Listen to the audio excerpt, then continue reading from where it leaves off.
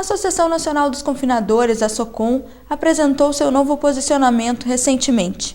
Para tratar da questão, trouxemos aos estúdios de DBO Márcio Caparrós, novo diretor institucional da entidade.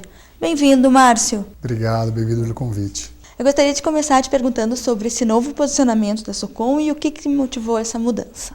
A entidade percebeu que os seus associados eles já estavam fazendo atividades para engordar os animais além do confinamento, né? Então eles estavam partindo para integração lavoura, pecuária, floresta, consorciamento com lavoura, tratando do pasto como se fosse agricultura, dando ração, né, alimentos para os animais no pasto, enfim, fazendo outras atividades para chegar no mesmo ponto que além do confinamento. Então, por isso que a entidade tomou essa decisão em assembleia de mudar o estatuto para aumentar o escopo para a pecuária intensiva, ou seja, todas as técnicas de intensificação e de aumento de eficiência que ajudem os animais a chegarem no ponto de abate com menor tempo e melhor qualidade de carcaça. E como ficam os confinadores com essas mudanças? Os sócios mesmo chegaram a essa conclusão que, olhando para frente, isso era o movimento adequado para se fazer, né? Não só para falar de outros assuntos, mas para traduzir a realidade deles mesmos, né? E aumentando o escopo, a gente aumenta a representatividade. E também uma outra coisa importante que teve nessa mudança foi abrir para empresas também poderem se afiliarem. Então, desde frigoríficos, cadeia de genética, então raças específicas, né, até empresas de insumo. Isso também veio nessa discussão interna que eles tiveram, onde eles tiveram o entendimento que através da organização da cadeia, eles conseguiriam mais benefícios do que sozinhos. Então vocês vão propiciar um ambiente mediador entre as áreas, digamos assim. E quais são seus pilares desse trabalho? A ideia é trabalhar em plataforma. O que quer dizer isso? É trabalhar com no mínimo 3 grandes pilares. Um grande pilar são novos mercados. Novos mercados se traduzem em adoção de tecnologias que ainda não são utilizadas aqui, buscar informação e desenvolvimento de ferramentas que possam ajudar na gestão do pecuarista. Um outro lado é o institucional, que é aumentar a comunicação, a maneira que a gente se comunica e também a representatividade, seja ela no governo ou na cadeia produtiva. E um terceiro que é a capacitação. Então, esses são os 3 grandes pilares que a gente espera desenvolver. De qualquer maneira, a gente ainda nesse semestre está revisando toda a estrutura da associação. E quando vocês devem apresentar essa nova estrutura para os associados? A gente vai ter a primeira apresentação para os associados no dia anterior da Interconf, onde a gente vai ter a nossa assembleia. Eles já sabem dessa mudança, já foi feito apresentado na assembleia anterior, só que o desenho ainda não foi apresentado para eles. Então, a consultoria contratada, chamada TGPW, que é uma consultoria canadense que tem um escritório no Brasil, ela vai fazer essa apresentação só para os associados no dia 14 em Goiânia.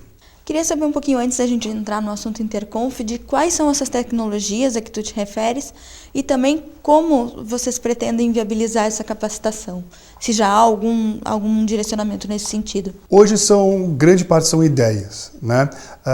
As tecnologias que a gente se refere são tecnologias adotadas nos Estados Unidos e na Austrália. Então, você pode citar beta-agonistas, pode citar os anabolizantes, você pode citar descontaminantes de carcaça e ferramentas de gestão que ajudem o pecuarista a produzir cada vez melhor, ou ele saber o quanto que ele precisa aumentar em cada item específico, né? Então, várias vezes a gente escuta o pecuarista dizendo que o boi dele é o melhor, né? Só que, na verdade, o que a gente tem que se preocupar é na produção de carne, ou seja, essa carne que eu estou produzindo, ela está atendendo um mercado específico que aquele frigorífico que eu vendi, ele está fazendo ou ele está observando, ele muitas vezes pode acabar se frustrando. Só que do outro lado a gente tem que ter a capacidade de receber as informações do frigorífico e cobrar ele para ter esse direcionamento, para poder orientar adequadamente o produtor. Ou seja, mais peso, mais gordura, acabamento diferente da carcaça, mais jovem. Qual é o boi eficiente que a gente precisa produzir, né? Aproveitando que tocaste no assunto beta-agonistas, há um ambiente mais propício para se falar desse assunto nesse momento? Na verdade, todas as tecnologias de produção, hoje, institucionalmente, você tem um ambiente melhor, tendo em vista a baixa oferta de animais e a baixa qualidade da carne, né? Então, a baixa qualidade quer dizer você ter no mercado local brasileiro, né, no mercado nacional, muitas reclamações sobre odor, cor e até maciez. Então essas duas tecnologias que a gente comentou, elas ajudam nesses quesitos, tendo em vista hoje que a gente importa 1.100 toneladas de carne de qualidade, que vem hoje da Austrália e do Uruguai, basicamente, mas muito da Austrália. Então hoje você consegue encontrar no mercado picanha australiana, obviamente porque eles não valorizam ela lá, mas com preços até inferiores às produzidas nacionalmente e com qualidade às vezes maior. Ou seja, por que eles conseguem produzir essa picanha com um preço tão competitivo e uma qualidade tão boa? E há um interesse maior do produtor em trabalhar esse mercado gourmet? Eu acho que o produtor ele tem que ter a consciência, e a gente como associação a gente tem que provocar isso. Na verdade, não é só mercado gourmet. A gente tem que elevar a qualidade da carne que a gente produz. Hoje a gente está quase que produzindo uma carne parecida com a Índia, para a gente exportar ou até mesmo para a gente consumir localmente. Por isso que a gente importa 1.100 toneladas por mês dessas carnes que a gente mesmo quer comer. Então a gente está produzindo para mandar para fora ou para fazer cozidos aqui ou outras coisas, não para comer em churrasco ou em nada em churrascaria ou nada como fosse um bife, né? Então a gente tem que produzir carne para nós mesmos. A gente tem que se preocupar primeiro com isso e, obviamente, a gente tem que se preocupar com produtividade. E a única maneira de a gente voltar a castrar boi, a voltar a se preocupar com essas questões, é desde que a gente tenha acesso à tecnologia, desde que tenha comunicação e integração com o frigorífico para ter classificação de carcaça, para você ter um posicionamento sobre qual é o tipo de boi que você vai produzir, né? E o tipo de boi vai ter que estar relacionado ao mercado que você vai atender, né? Então, voltando, isso não é nicho de mercado. A gente já tem ótimas marcas de nicho de mercado sendo produzidas. O que a gente tem que pensar é no grande mercado que a gente tem, que é o mercado nacional. A gente tem que levar essa qualidade, né? E quais são as referências de vocês para esse trabalho? Em quem vocês estão se espelhando para desenvolver essa nova Socom? Nada melhor que a gente estudar o que já foi feito fora do país, né? Então, qual que é a grande diferença hoje no país? Você não tem uma entidade privada representativa da pecuária nacionalmente falando. Você tem alguns bons exemplos estaduais, mas nacionais você não tem, privados eu estou dizendo, né? Então, por isso que a gente foi buscar dois exemplos fora do país que funcionam muito bem. Uma que é a entidade privada americana, chamada NCBA, ela é privada, ela tem uma contribuição por cabeça de animal abatido e a indústria também entra igualando essa contribuição. Então eles têm um orçamento de 160 milhões de dólares por ano. E também tem a australiana, só que a australiana ela funciona de uma maneira diferente, ela é uma associação público-privada, assim como a do Uruguai também. Mas ambas associações, né, funcionam de uma maneira muito transparente, você sabe exatamente o que ela está trabalhando, você tem uma ferramenta, uma maneira de você levar uma preocupação sua, né? A americana trabalha muito em defesa dos interesses do pecuarista, com uma forte representatividade em Washington, então junto com o legislativo, para a defesa dos interesses. Nada me espanta que quando eu estava pesquisando essa associação, tinha um posicionamento muito claro contra a importação de carne brasileira em seu site.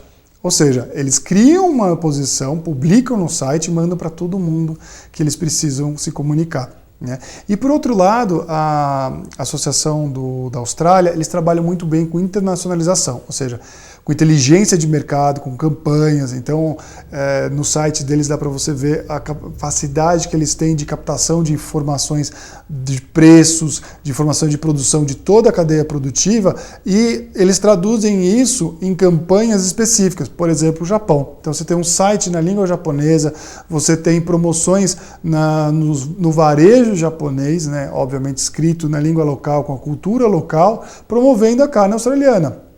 Que melhor maneira dos próprios produtores discutirem esse tipo de direcionamento que vai ajudá-los, vai influenciá-los a como produzir aqui, né?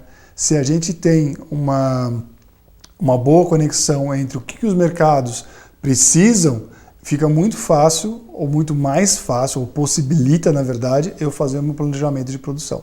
Hoje em dia é praticamente impossível isso. Quais são as tendências de confinamento no país e por que esse segmento cresce de forma tão comedida? Olha, o que a gente acredita é muito o que a gente tem observado, que a gente observou com os nossos sócios, né? E que também a gente consegue captar através da nossa intenção de confinamento. Ou seja, os pecuaristas estão, além do próprio confinamento, de investir na estrutura, buscando outras maneiras para ganhar eficiência, né? Então a gente vem observando o crescimento dessas outras ferramentas e nem tanto do confinamento. O confinamento ele vem crescendo, não um crescimento tão grande, mas muito parecido com a inflação, aí de 6, 7% ao ano, né? Mas vem crescendo substancialmente e cada vez mais a gente vê o crescimento desse tipo de terminação estratégica, ou seja, eu tenho uma flexibilidade conforme o mercado. Se eu tenho um grão disponível, um custo de produção de ração, de alimento para os animais mais adequado ou mais favorável, eu acabo fazendo uso disso, se tem mais chuva, menos chuva e por aí vai. Então eu consigo fazer mais flexível conforme o mercado se apresenta, né? Agora, o confinamento, querendo ou não, você tem um capital investido grande. Então acreditamos que a gente vai continuar crescendo, mas a gente acredita que essas outras ferramentas de intensificação elas vão crescer ainda mais, né? Você tem que sempre lembrar que cada vez mais a gente tem que tratar o pasto como um cultivo de uma lavoura, né? A gente tem que adubar, a gente tem que cuidar muito bem dele para a gente conseguir ter o melhor aproveitamento dele, né? Não adianta esperar que ele sozinho vá se recompor, porque a produtividade dele vai acabar cada vez mais, né? Queria saber um pouquinho dessa campanha que vocês estão promovendo de orgulho de ser pecuarista, do que se trata e o que envolve, né, essa atividade. Bom, a Socom, quando ela tomou essa decisão de reposicionamento para encampar pecuária intensiva, ela significa muito mais de sair de confinamento e ir para pecuária. Ela significa que a gente quer representar aquele pecuarista que tem orgulho de fazer o que faz e por isso ele busca capacitação para poder cada vez produzir melhor, intensificar e ter uma melhor eficiência produtiva. Isso também diz que, tendo orgulho, ele vai querer ter uma visão de médio e longo prazo, ele vai querer que aquele negócio dele perdure. E nada mais justo do que ele capacitar os filhos dele ou a próxima geração para que ele continue esse caminho trilhado, continue esse sonho, essa realização, essa visão de futuro que ele trilhou, que ele desenhou, né? Então a gente quer, através dessa campanha, que esse tipo de pecuarista, essa pecuária, seja reconhecida através de nós e venha nos apoiar. A gente quer representar esse pecuarista que quer buscar intensificação, que quer buscar tecnologia, que quer buscar informação e, além disso, quer desenvolver uma visão de médio e longo prazo. Perfeito, tá certo. Muito obrigada. Obrigado pelo convite.